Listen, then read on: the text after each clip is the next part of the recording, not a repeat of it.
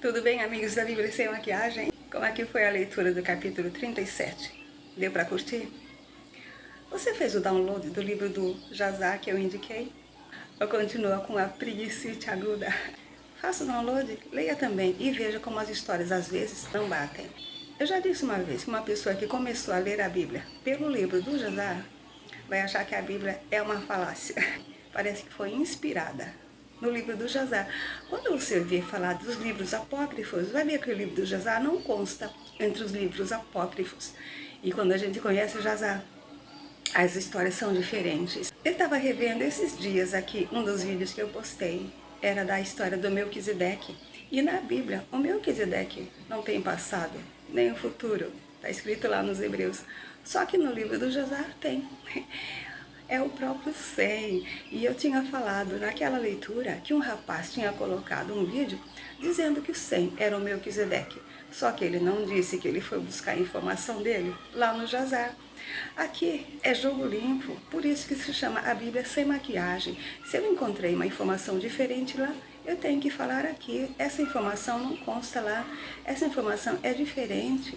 Na genealogia de Esaú, por exemplo, eu já falei que no livro do Jazar, Seir, que é Edom, mas na Bíblia é Esaú, e assim permaneceu até o dia de hoje. Eu tenho visto pessoas das igrejas, pastores, gente importante, passando uma informação diferente do que está na Bíblia. Por quê? Porque eles aprenderam lá no Jazar, mas eles não contam que aquela informação vem de lá. Eu vou falar nisso dentro do vocabulário. Me aguarde. E tenha paciência que o vocabulário de hoje é bem longo, mas a gente tem que aprender. E se a gente vai aprender, tem que ter paciência. Vamos a ele. Desde o capítulo 11, já sabemos a necessidade de habitar em algum lugar, mas aqui, dentro das peregrinações da família de Abraão, eles continuam peregrinando pelo mesmo lugar, às voltas da terra de Canaã. Acabamos de ver no capítulo 36:5 que Esaú também estava por lá. Entre essas terras estão Hebrom, Siquém, Betel. Mas agora, no versículo 2, prometeu e não cumpriu. Nuvem sem água, como dizia Salomão. Não disse, estas são as gerações de Jacó? Cadê? O capítulo 36 dizia, os descendentes de Esaú, e foi inteirinho sobre eles. Mas aqui a história muda de assunto e passa a contar a história de José. Só no capítulo 46 é que vamos conhecer as gerações de Jacó, com seus filhos e netos. José, aos 17 anos, já ia apacentar as ovelhas com seus irmãos.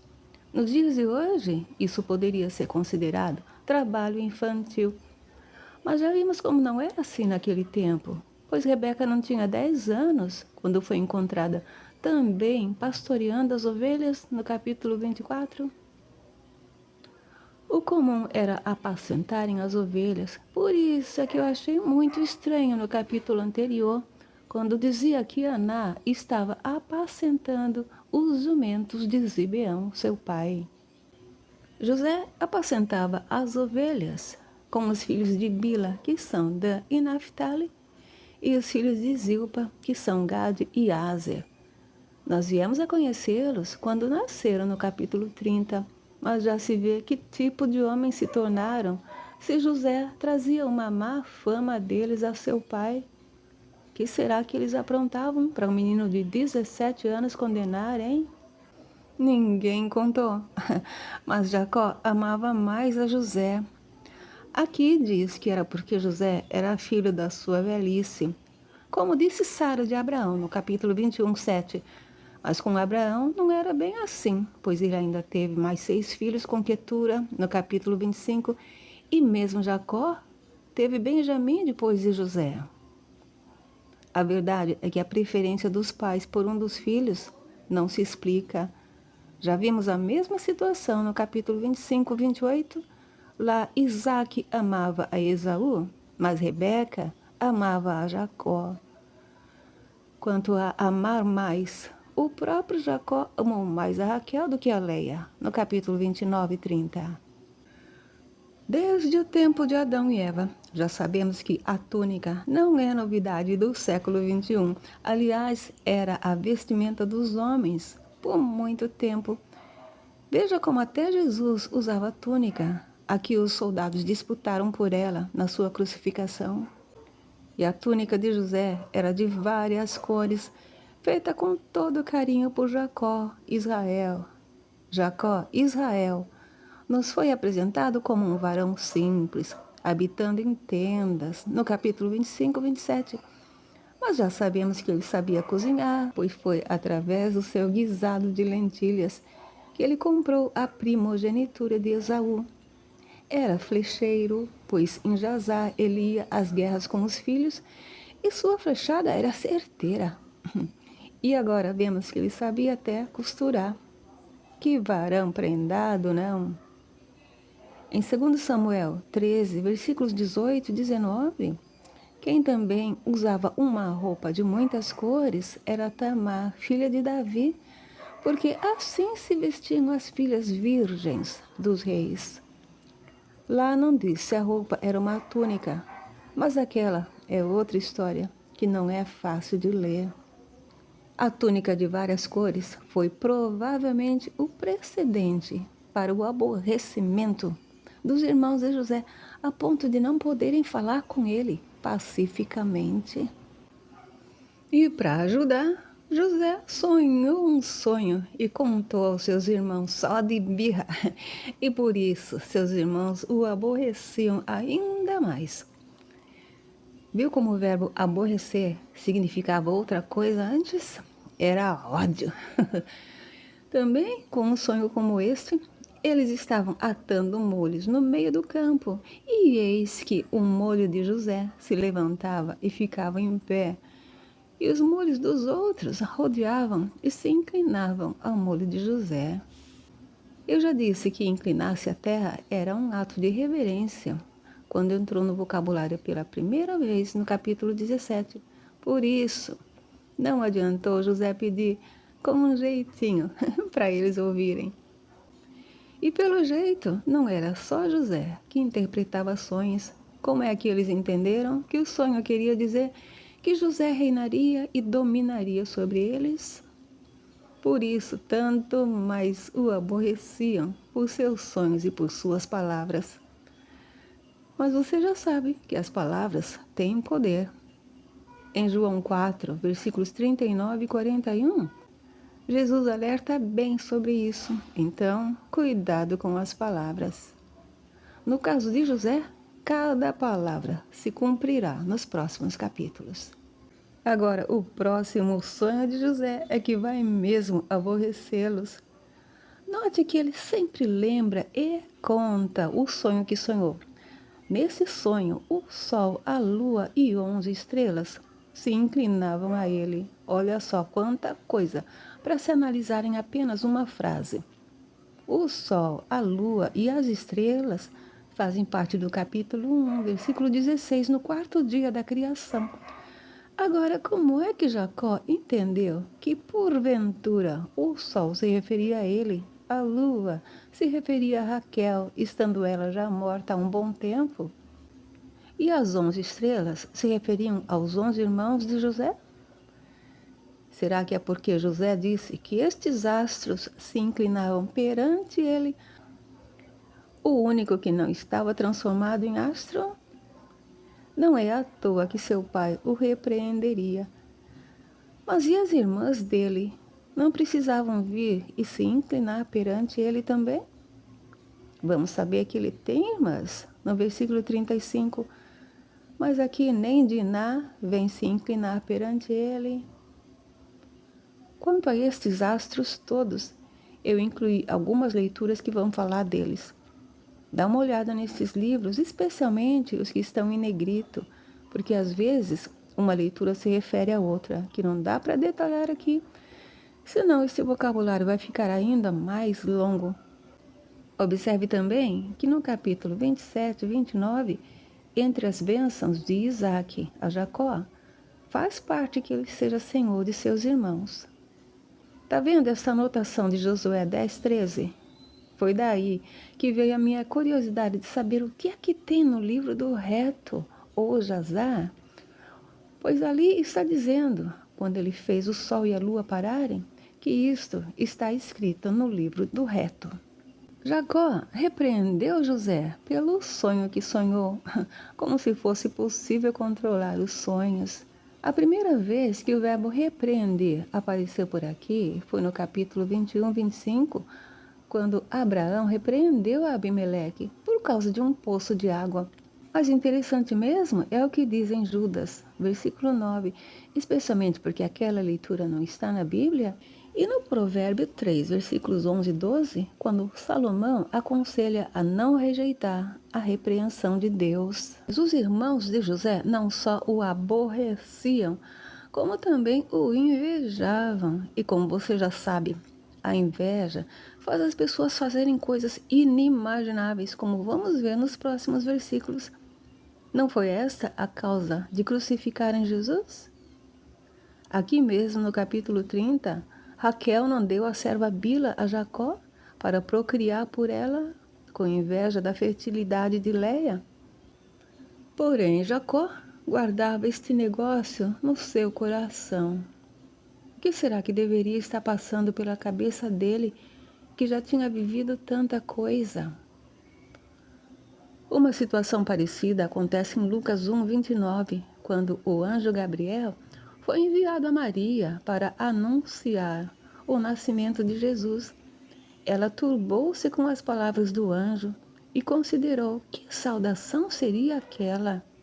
O versículo 1 diz que Jacó habitou na terra das peregrinações de seu pai, na terra de Canaã, da qual Siquém também faz parte, como vimos no capítulo 33, 18.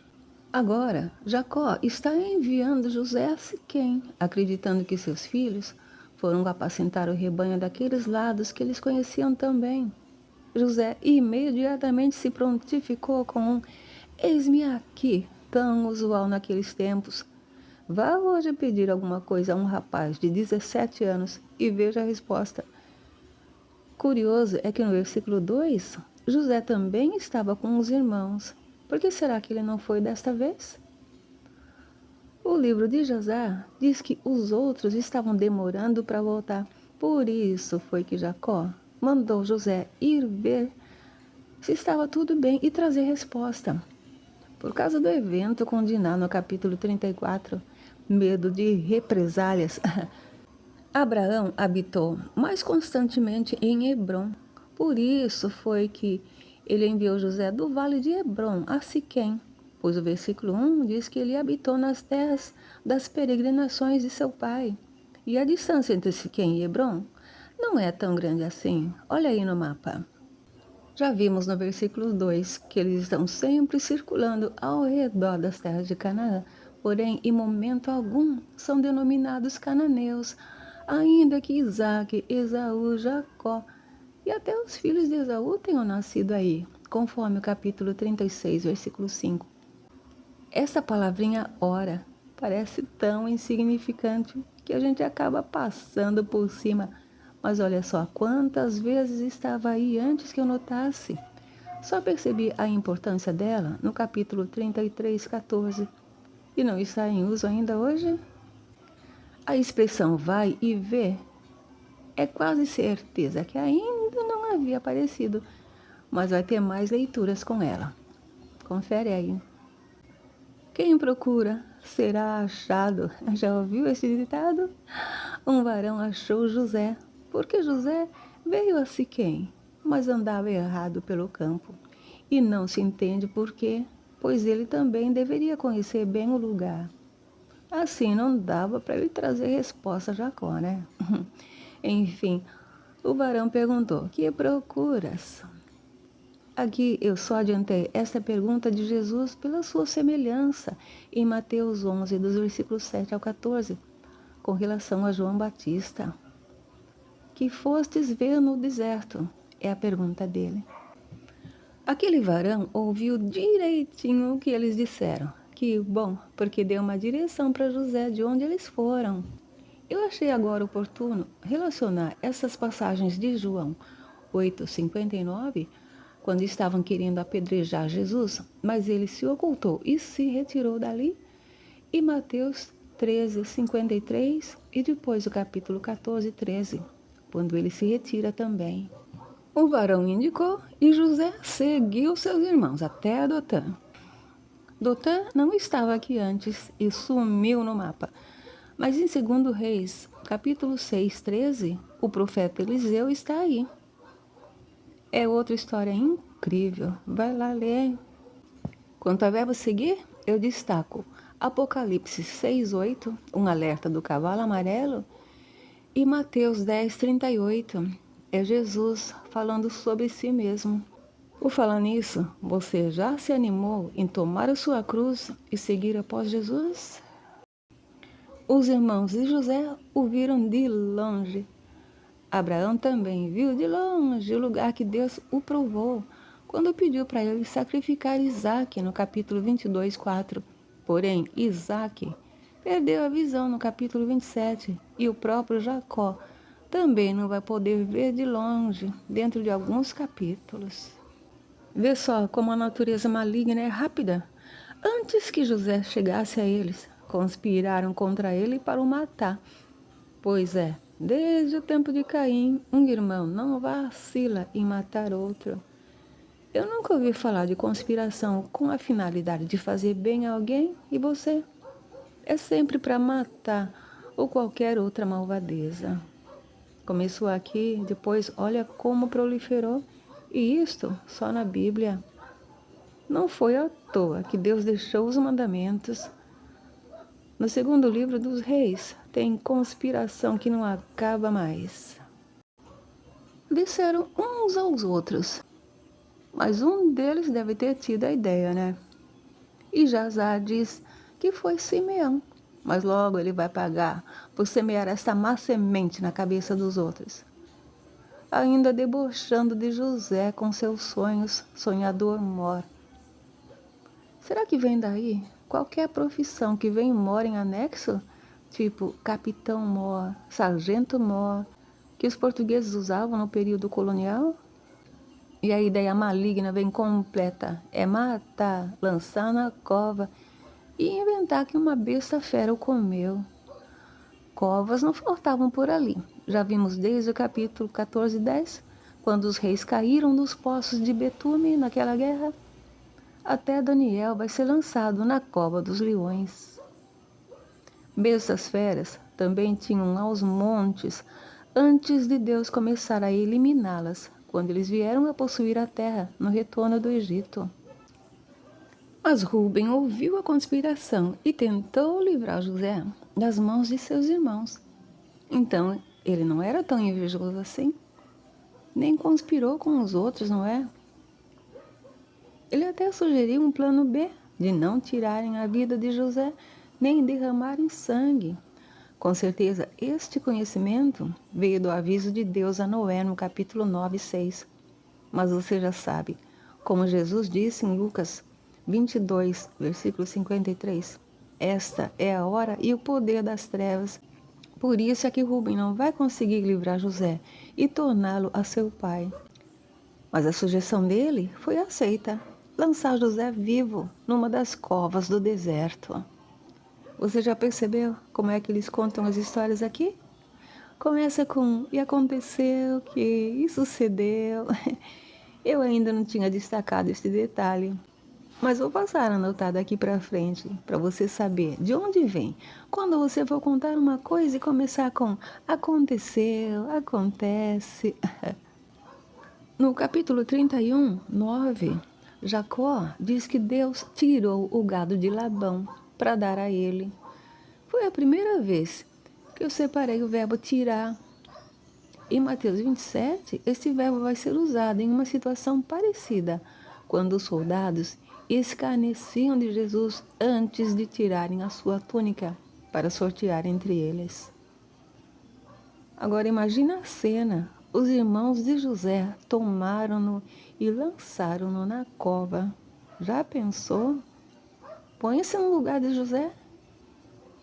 Aí diz que a cova estava vazia, porque não havia água nela.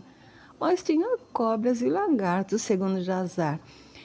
Eu hoje destaquei pela primeira vez esta palavra, que pelo que eu me lembro, ainda não tinha sido usada, vazia. Em Isaías 55:11, Deus diz que a palavra que sair da boca dele não voltará para ele vazia. E eu já disse no versículo 8 que a palavra tem poder.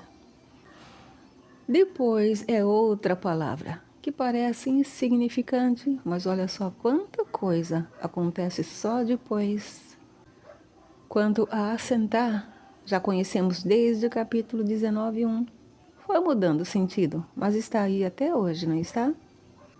E os anjinhos, depois desta boa ação, assentaram-se a comer pão. Que sangue frio!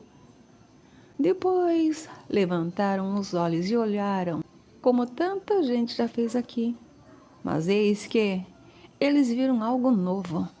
Uma companhia de ismaelitas, ou seja, os descendentes de Ismael entram na história como os primeiros mercadores nas suas cáfilas, que é o nome que dão aquelas aglomerações que eles criam quando viajam de um lado para outro, mercando tudo que for possível mercar.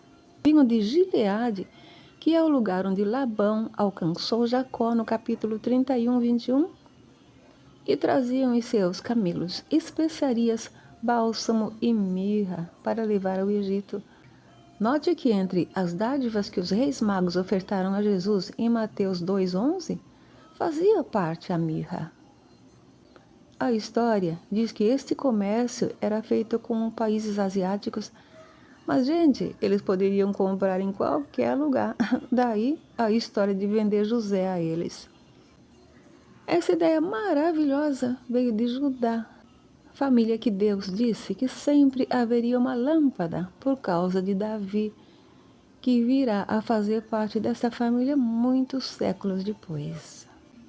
Mas ele encontrou uma boa justificativa, já emprestando a sugestão de Rubem de não matar, não colocar a mão sobre ele, não derramar sangue, pois assim que proveito teriam em matar e esconder a sua morte? Melhor levar um troquinho, pois José é irmão deles, é carne deles. Tá bom. Então, seus irmãos obedeceram. Por que será que é tão fácil obedecer uma sugestão para fazer o mal? As leis de Deus ninguém se preocupa em obedecer. Em Mateus 16:26, Jesus quer saber que aproveita o homem ganhar o mundo inteiro se perder a sua alma. Esse versículo 28 confunde bastante, sem o conhecimento do livro de Jazá, que eu enfatizo tanto a importância de ler. Pois se os irmãos viram uma companhia de ismaelitas se aproximando, por que é que os mercadores midianitas é que tiraram e alçaram José da cova? É uma longa história em Jazá, mas aqui eles aparecem do nada para alçar José da cova. Atenção, que os midianitas provêm do filho Midian, que Abraão teve com Quetura, no capítulo 25:2, e enviou para o Oriente, ou seja, são parentes não tão distantes, tanto quanto os ismaelitas, e também são mercadores do que puder ser mercado. Agora, o precinho de José, hein? 20 moedas de prata. Jesus foi vendido por 30. Mas Sara recebeu 1.000 moedas de prata de Abimeleque no capítulo 20:16, apenas para que servissem como véu aos seus olhos. Parece que a prata era o mineral dos negócios, né? Saca só a passada agora. Quem vendeu José aos ismaelitas foram os mercadores midianitas. E essa lacuna é preenchida com um livro de Jazá, senão aquele ponto de interrogação vai ficar na cabeça. Cadê o proveito dos irmãos de José? E Rubem deve ter ido ver como estavam os animais, ou tirar uma água do joelho, porque não estava presente durante todo o trâmite. Agora que tornou ao local, viu que o moço não estava na cova, e aí veio o pânico da responsabilidade do irmão mais velho. Rasgou as suas vestes. Durante toda a Bíblia, você vai ver como esta atitude era comum entre eles. Rubem é só o primeiro. Quem acabou levando José ao Egito foram mesmo os ismaelitas. E agora que José se foi, é preciso inventar uma desculpa para contar para Jacó. E nada mais apropriado do que tomar a túnica de várias cores, que Jacó conhecia tão bem, se foi ele mesmo que fez, matar um cabritinho e tingir a túnica com o sangue. Ideia de Issacar. Percebeu que a tintura surgiu a partir daqui? No Êxodo, as peles de carneiro tintas de vermelho vão fazer parte das ofertas que Deus pediu para o tabernáculo. Enfim, fizeram o combinado. Agora enviaram a túnica a Jacó, através de Naftali, para que ele a conheça, ou melhor, reconheça. E Jacó, é claro, a conheceu. Quando o verbo conhecer entrou pela primeira vez na Bíblia, o sentido era completamente diferente. Por isso é que soa melhor se a gente usar reconhecer agora. Como eles viviam inseridos na natureza, no seu sentido original, é claro que havia bestas feras. Se eu te contar um detalhe desta passagem com relação à besta fera de Jazar, você vai cair de costas. Jacó pensou que certamente uma destas bestas feras despedaçou José. Por isso, rasgou também as suas vestes e pôs pano de saco sobre os seus lombos. A expressão antes era por sobre os ombros, lembra? E os panos de saco, por que será que eles agiam assim? Bem mais exemplos mais adiante. E então Jacó lamentou José muitos dias. Quantos dias? Não diz, e a gente perde a noção do tempo na Bíblia. Quanto a lamentar, foi visto pela primeira vez na morte de Sara, no capítulo 23, 2, quando Abraão lamentou a sua morte. Depois, olha só, quanta lamentação vem aí. Jeremias tem um livro inteiro sobre lamentações. Mas o mais interessante mesmo é Jesus comparando o povo a meninos em Mateus 11, versículos 16 e 17. Eu vou relembrando aqui alguns livros que eu já coloquei no vocabulário do capítulo 23. Uma coisa importante nesse versículo 35, que eu já adiantei, nos versículos 9 e 10, é que diz que levantaram-se todos os seus filhos e todas as suas filhas. Até agora, a gente só sabia de Diná, não é mesmo? Mas observe que em Mateus 13, 56, diz que Jesus tinha irmãs. Vieram consolar Jacó, mas ele recusou ser consolado. Consolar é ainda mais antigo que lamentar. Vem desde o capítulo 5, quando Lameque, o pai de Noé, disse que Noé os consolaria acerca de várias coisas. E por ser tão antigo, eu vou refrescar ainda mais, acrescentando estas outras leituras novamente.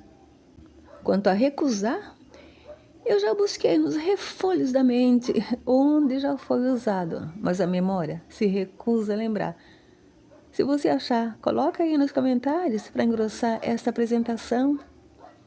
Eu só vou adicionar a passagem da história da cura da lepra de Naamã em 2 Reis 5,16. Já pensou a angústia de Jacó ter seu filho despedaçado? Ao menos na imaginação dele. Tem muito choro na Bíblia. A primeira vez foi o choro de Agar, no capítulo 21, 16. E pode ter certeza que daí vem que o povo preto é mimimi. Mas é estranho quando Jacó diz, na verdade, com choro, hei de descer ao meu filho até a sepultura. Você não acha estranho? Descer ao meu filho até a sepultura? Mas chegamos ao último versículo desse capítulo e é agora que a história de José no Egito começa. Se você prestou atenção no versículo 28, ali diz que os ismaelitas levaram José ao Egito, porém agora diz os midianitas venderam-no no Egito. E é mais um caso de pedir ajuda aos universitários. Jazar explica. Leia. Essa história começa em Jazar, a partir do capítulo 41. E este detalhe está no capítulo 44. Mas eu digo já, onde eram os midianitas, descendentes de Midian no início, agora seriam os medanitas, descendentes do filho Medã, o outro filho de Abraão com Quetura. A Bíblia continua sendo sempre midianitas. É preciso prestar muita atenção agora, que essa história vem confusa. Venderam José a Potifar, eunuco de Faraó, capitão da guarda. Você sabe o poder de uma vírgula em uma frase? Neste caso, explica o que vem em seguida, ou seja, Potifar é um eunuco do Faraó e não o Faraó. Já está dizendo em seguida que ele era o capitão da guarda. Como a história prossegue, tratando Potifar de senhor de José, sem dizer mais o nome dele, dá-se a entender que José está na casa do Faraó. Só que os servos também tinham servos, portanto, o senhor de José é Potifar, o eunuco. Que decepção, hein? Em Jazar tem toda a história de como os reis passaram a ser chamados de faraós. Porém, aqui não é o caso. Bom, por hoje vamos ficando aqui. Eu volto a tocar nesse assunto quando a história voltar a este momento no capítulo 39, porque ainda há muito mistério que precisa ser desvendado. Por enquanto, vá se envolvendo com cada pedacinho da história como eu. A Bíblia Sem Maquiagem se despede, aguardando você para a leitura do capítulo 38, que vai sair um pouquinho deste tema, só para não ficar muito aborrecido. Até lá!